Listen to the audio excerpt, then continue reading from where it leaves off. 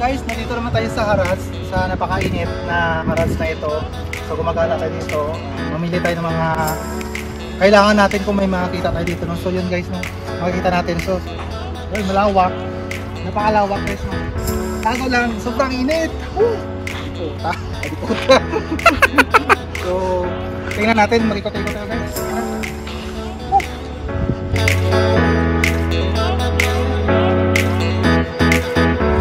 So yun, dito tayo sa Harrods na sobrang init, sa gitna ng walang masisilungan, no? So patikaw tayo. Napaaga yung punta namin dito at ngayon ito sobrang init, grabe dito, at wala ka talagang masisilungan kasi open na open yung lugar dito, no? At kung ikaw ay medyo sosyal, huwag ka na pumunta dito kasi baka maitim ka lang. At kung pumunta ka dito, medyo gabi-gabi na para hindi masyado mainit. So kung inyong makikita guys, no, wala pa masyadong tao dito kasi 2 o'clock pa lang ng hapon ito, no. Napakainit, grabe dito ang init, no. So open na open po ito, wala kang masisilungan. So kung social ka, bawal ka pumunta dito kasi baka umitim ka. So yun, mga may pressure cooker, sari-sari lang na makikita natin, no. So ito yun ang Harrods, no. Dito natin makikita, no, yung mga reuse na items.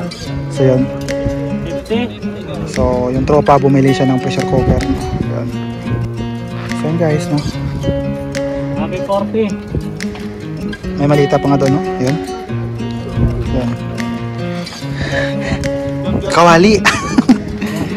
Kawali. Yun. So dito mayroon din dito, no, mga appliances.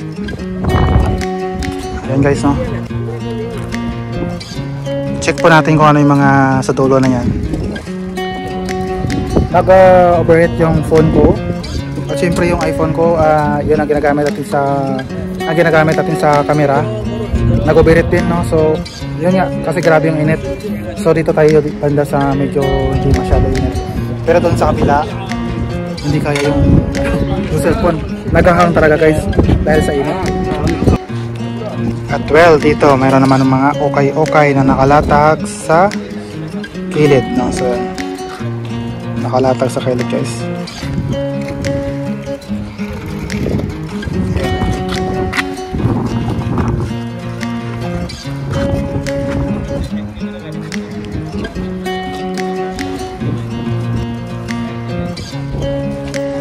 Punta tayo sa dulo.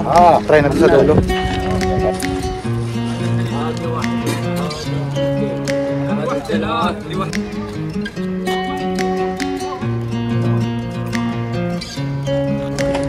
So pwede pa ba yan? Pwede pa yan. Yun. 5 piso. 5 real. So yan, no? 5 real. Mother. Kamusta? Kamusta rin yan? Kamusta real. So yun, kamusta real lang. Ayun. Hanggang sa dulo.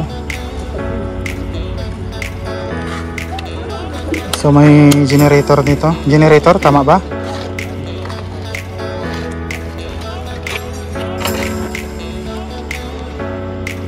Yan.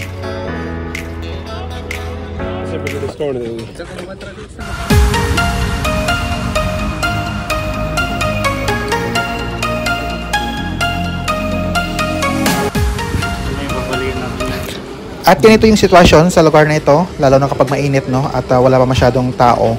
Pero pupunta sila dito mga maraming tao, mga around 5 o'clock to 6 o'clock kasi hindi na masyado mainit. 3, action. Tara guys, mamili tayo dito, no? So, dito, kung gusto nyo, baso.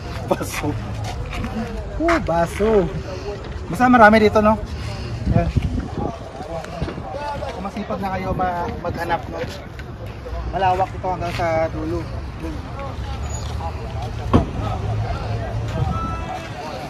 So tara, ikutin pa natin hanggang sa pinakadulo-dulo kahit na napakainit. Tara.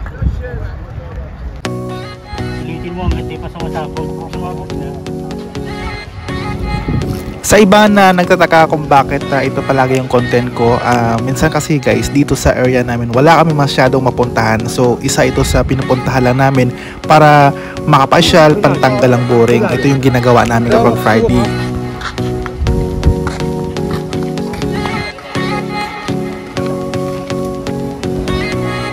Simula nang lumipat yung Harrods dito, konti yung nagdi-display compare sa kabila, but compare dito sa kabila, medyo malinis na dito tingnan, kaso lang nakalapag lang sa dito sa lupa o buhangin, unlike sa kabila na simentado doon guys. So yun, at dito kaunti lang yung nagdi-display, no?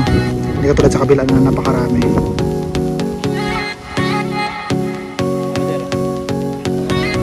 So yun guys, no? Dahil sa init, naghahang yung mga cellphone natin, overhead, hindi kaya yung init, mahina yung quality ng cellphone natin, no? So uwi na tayo. Yun, uwi na tayo guys,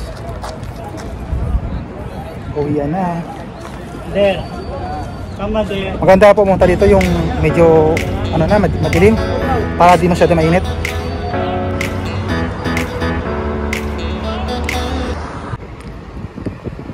At yun, nag-booking tayo ng ng karim natin, no? Para uwi na tayo sa ating location, para makapahinga natin kasi sobrang init dito guys sa Harrods.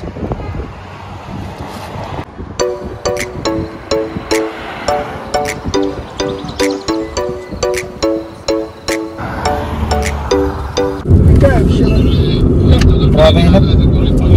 So guys, pauwi na tayo sa sasakyan na tayo.